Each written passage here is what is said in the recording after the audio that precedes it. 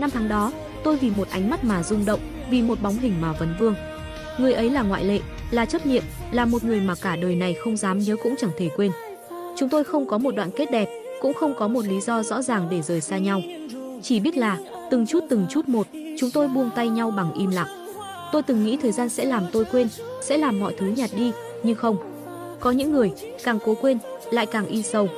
Tôi vẫn sống, vẫn cười, vẫn yêu người khác, nhưng trong lòng thì luôn có một khoảng trống dành riêng cho người ấy, một khoảng trống không ai chạm tới được. Có những ngày vô tình đi ngang một quán quen, một khúc nhạc cũ, một mùi hương lướt qua. Trái tim tôi lại chậm một nhịp, như thể mọi ký ức năm ấy ùa về chỉ trong tích tắc.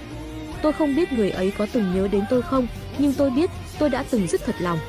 Và nếu có điều gì khiến tôi tiếc nuối nhất, thì đó là đã từng có một người khiến tôi muốn dừng lại cả cuộc đời mình. Nhưng cuối cùng, tôi lại phải học cách bước tiếp mà không có họ ở phía sau.